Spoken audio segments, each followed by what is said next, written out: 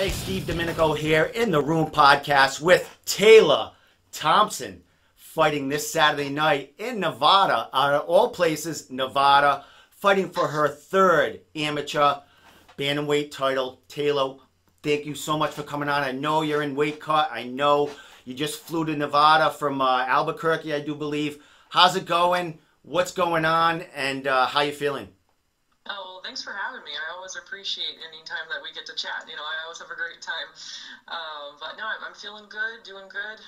Like you said, I flew in from Albuquerque yesterday, and just been kind of hanging out. I have a really close friend. We've been friends for like 15 years. Is letting me stay in her house, and you can see the portraits of her dogs up on the wall behind me.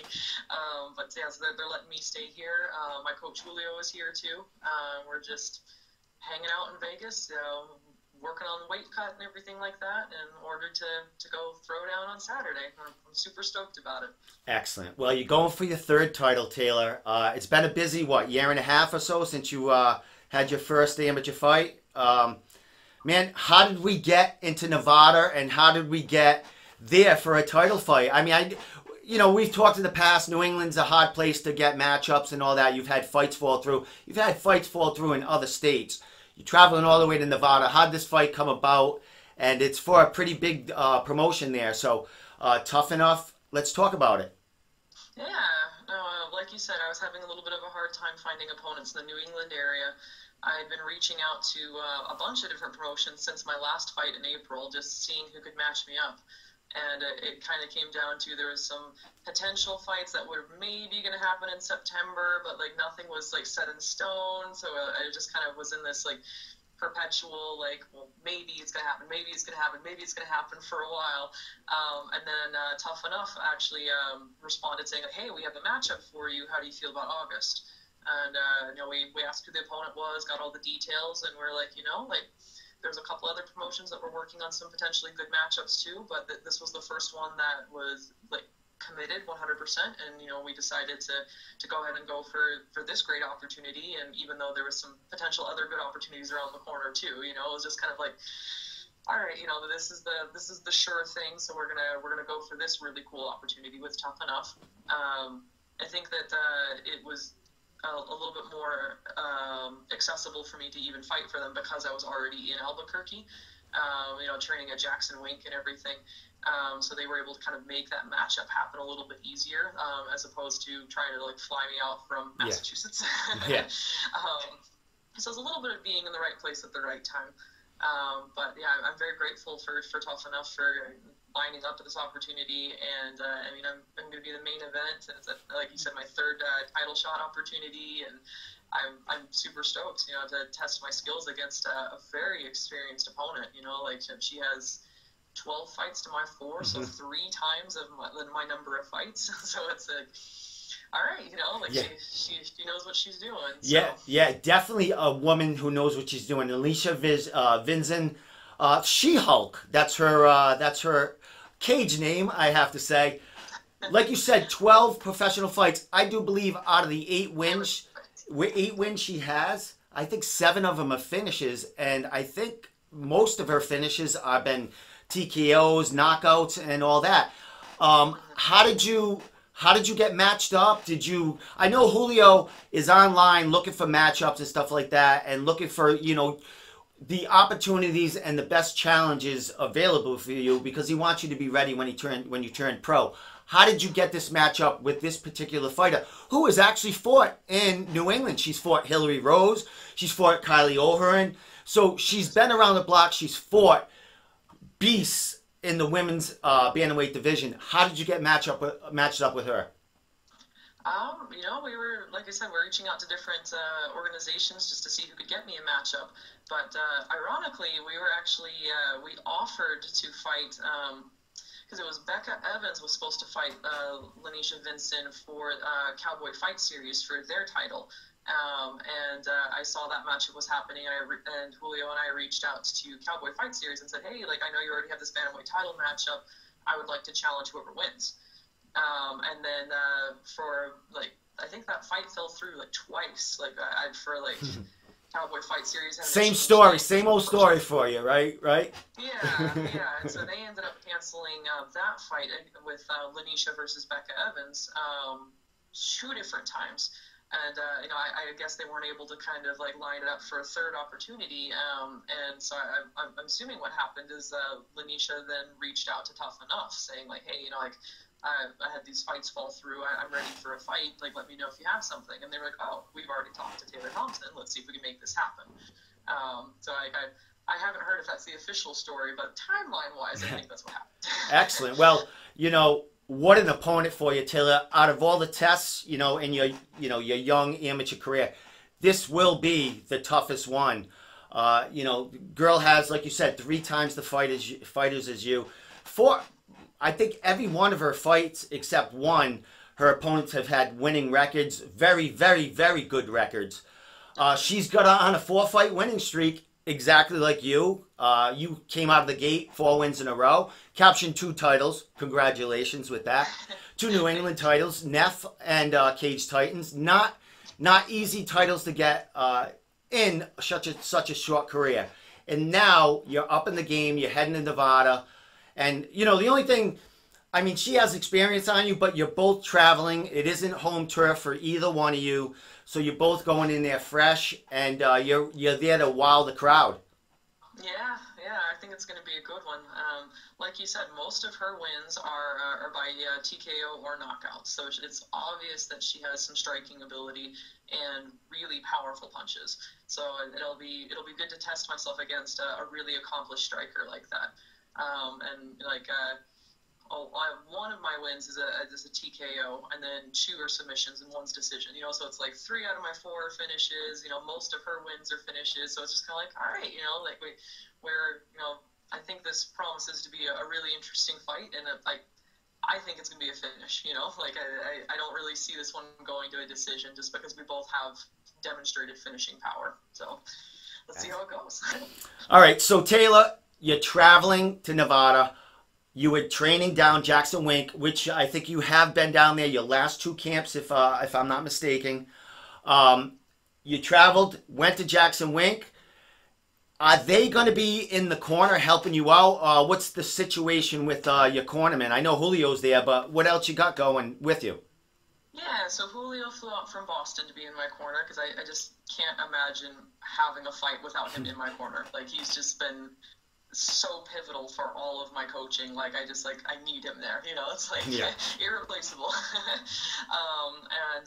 So then my other 2 corners, normally I have Todd Sawyer from BST and Dan Simler from Worcester MMA come out, but just scheduling wise, and this kind of came up so last second, neither of them were able to make it for such a long distance like travel to the corner, you know, so it didn't work out. But both of them were very much like, no, I know you've got this. I believe in you. You have good corners. You'll be fine. So we're actually bringing over Andrew Tennyson and Cody Hofstadter. They're both from coaches at Jackson Wink. And they're 2 of the 3 kind of like head coaches for the amateur team. Excellent. So Cody Hofstadter is a black belt under, like, he has a great like pedigree for his black belt, and he actually helped me get ready for like kind of fine tuning my technique to get ready for IBJJF Nationals that I competed in this summer. And so he went with me to that and cornered me with that. So I'm like already kind of familiar with what he's going to be calling for, and he knows what horrible names to call me to get me to do what I need to do. So we've already kind of worked that out a little bit. He knows those keywords to push a button and get you going, right? Yeah, like one of those like, okay, Taylor, like, you've racked up enough points now. Do you want to look for a submission or not? It's like, okay, sorry. Let's go for the kill, because you're gonna have to take this into MMA. You know what I mean? Go for the kill. Like, stop playing with your food and eat. Like, sorry. So Cody's gonna go with us, and then the other corner, Andrew Tennyson. I don't know how much you keep up with LFA, but he's actually their #1 ranked featherweight MMA fighter right now. And he's a phenomenal coach. And between what I've been learning from Andrew and Cody and Julio, like, we've been able to kind of like hybridize everything into like what I'm hoping will be, you know, good technique and good skill, and I can get in there and kind of showcase like what I've been picking up from everyone I've been working with. And Julio's been helping me put everything together, like all the little pieces I'm picking up along the way, and we'll see kind of what comes out at the end. Excellent. Well, you spoke about Julio helping you little pieces along the way, training with Jackson Wink. Since your last fight, I know, like we talked about, you've been with them a couple of camps, and I think is this your third camp with them, or is this second full camp with them?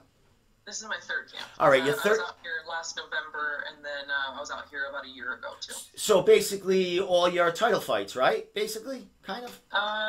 No, actually, when I was out here a year ago, that's when I was supposed to fight Kylie O'Hearn. To challenge from my Cage Titans belt, and then I ended up breaking my foot fight. Oh, that's right. That's right. What I mean, in your short career and the accolades you've picked up, plus having an injury, a broken foot, some other, some health issues that we spoke about in the past. Taylor, you've come a long way, and you're about to go after your third belt here. What have you been doing? I mean, your third camp at Jackson Wink. You talk about the people in and out of that camp, cross-training, people coming there just to get special work if they got a fight coming down the line. You're there to get all them benefits. What is that like to be ever, to be a young amateur out of New England, traveling to Albuquerque and kind of being part of their fight team, like you talk about the amateur fight team. You're kind of part of you are part of their team now. What is that like to have that backing and feel for a young woman and in the martial arts? It's been really great. I mean, like just meeting so many people from all over the world with different strengths and different weaknesses and different perspectives, working for different promotions. You just get such an interesting view on the sport, where people are like, oh yeah, I fought for them before, or like, oh, like, no, I haven't fought for them yet, but like maybe someday, or like people getting ready for their to fight on Contender next week, and just like all this kind of stuff where everyone's like in fight camp at the same time and like on the brink of like their big break, all this kind of stuff. Just that energy is amazing. And just having the diversity of training partners, like just different strengths and training partners, different sizes, different weight classes and everything. And like I said, it's like I pick up little pieces from everyone that I train with and like all the coaches that I work with. But realistically, it's like when like Julio came out to help with part of my camp a couple weeks ago, and then he's back out now. But it's like I've noticed that I can pick up all these little pieces, but Julio's really like an important part to like help me put all those pieces together. Yeah. And so I'd be like, look at this cool thing that I learned, and it's just like, but I don't really know where to fit it in. He's like, oh well, you can put it in here or here or here. Like we can do this and this with it. I'm like, oh yeah, So it's just kind of like he's kind of like the glue that holds the whole thing together. So it's like I show up to him and I'm like, have all these pieces, and I'm like, look, they're shiny and and he like helps me build a thing out of it, That's good. It's like Legos, shiny Legos. Yeah, like shiny, glittery, rainbow colored Legos, and he just like helps me make a sculpture out of it, Well, Taylor, your third title, you fought on big stages. Cage Titans, who's doing amazing things. Their fighters, like you talked about the Contender Series, their fighters are going there. UFC. You got Neff. Same thing. They got UFC fighters, Contender fighters there. And then we have you in Nevada fighting for another title. In such a short span. Is there any nerves, anything in there, or you kind of through that nervous situation going to foreign area, or I can't say someone else's home turf because she's not from the same area. But it is a foreign area. Any nerves heading into some place you haven't been before and this far away from home fighting? Not really, no. I mean, I would say for 3 out of my 4 fights, like I wasn't the crowd favorite. So I would say maybe the one exception to that was when I just won my NEF title recently, where I was like, at least I'm from New England, whereas Andrea Howland wasn't. So it's kind of like I'm not really from Maine, but they're kind of like close enough. And, I drove here, so I'm close enough. I'm in driving distance. I'm in the same time zone.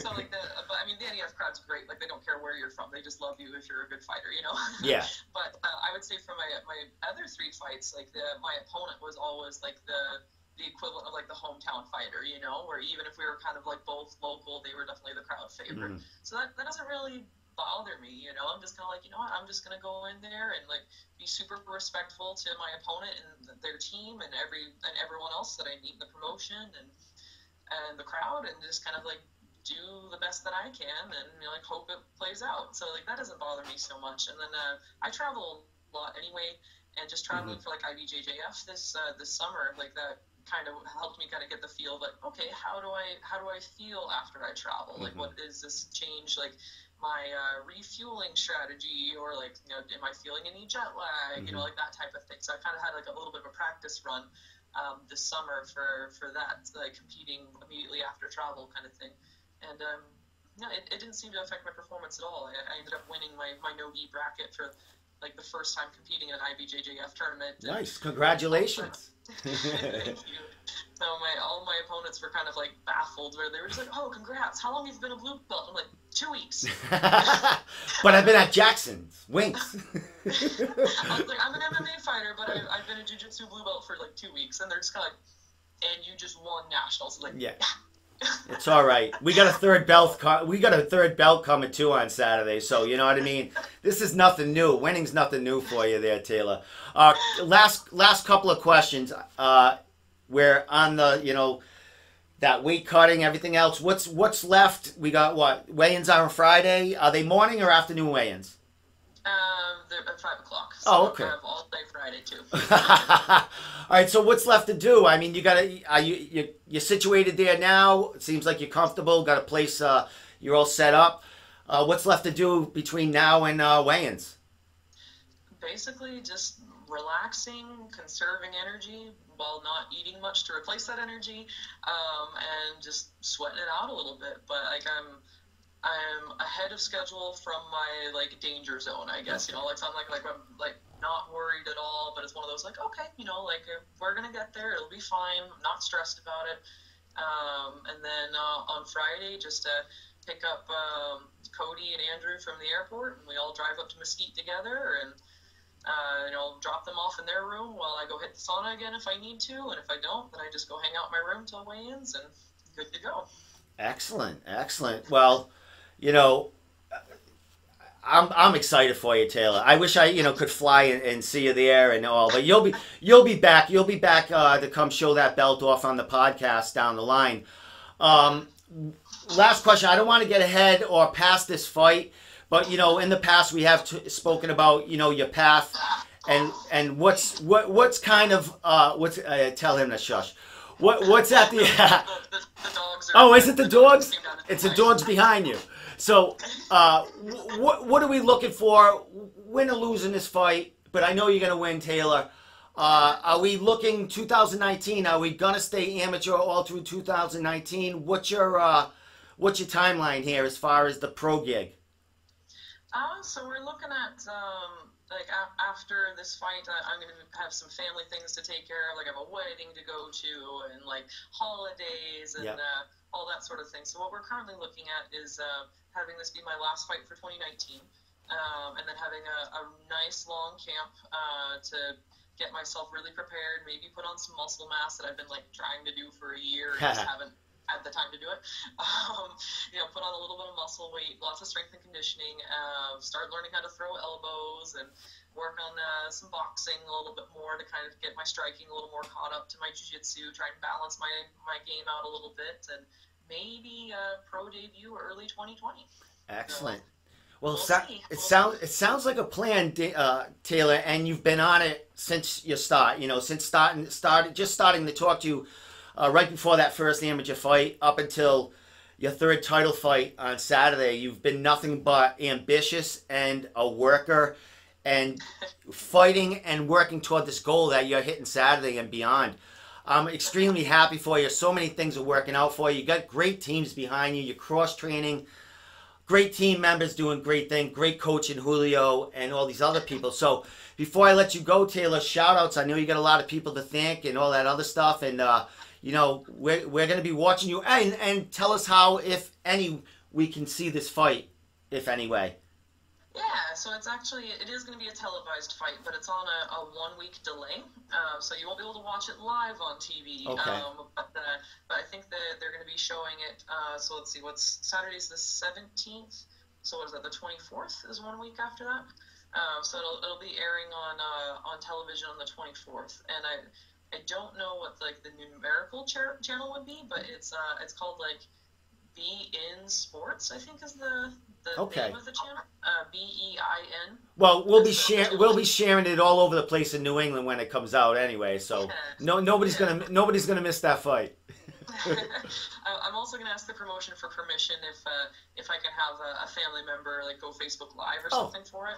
Cool. Like I don't want to like step on any toes or anything. So if I'm allowed to do it, then I'll see if because my parents and my sister are going to be able to watch me fight like in person for the first time. Oh, great. Excited. Awesome. And then like I have some friends from Jackson's are going to try and make it out there too, because one of my friends from Jackson Week is actually fighting on Contender on Tuesday. Oh, cool. And so there's like a big group of us are all gathering in Vegas, and they're going to see if they can make it up to Mesquite to watch me, and then we're all going to reconvene in Vegas to watch McCole fight on Tuesday. So it's just like it'll be fun. But hopefully I can get somebody in the crowd to go Facebook Live for it if I'm allowed to, and then we'll go from there. But it's gonna be a good one. Excellent. But, super stoked. I can't wait, Taylor. When you get back, we'll have a podcast. We'll talk all about it. We'll put all 3 belts on the table here, like last time, and we'll have a party. So, thanks so much for coming on, Taylor. I know it's tough during fight week, traveling all that way, weight cutting. But you always give me the time, and it's always a pleasure to talk to. And interviewing you on Messenger is like the first time I've Skyped someone in, and it's a beautiful thing. I'm seeing beautiful dog art behind you, and I think I saw Julio's shadow in there somewhere. So it's all there's his hand. That's good enough. So with that said, Taylor Thompson fighting this Saturday night at Tuff-N-Uff in Nevada, going after her 3rd amateur bantamweight title and taking it home to New England, and you're just gonna be going all over towns with that thing. I'll do my best to bring it home, and anyone that wants to come like take a picture with all 3 belts, let's do it. All right, awesome, Taylor. Thanks so much, and we'll hear all about it Saturday. We wish you luck, and go get it. No, thank you. I really appreciate it. Thanks for having me on. All right, you're welcome.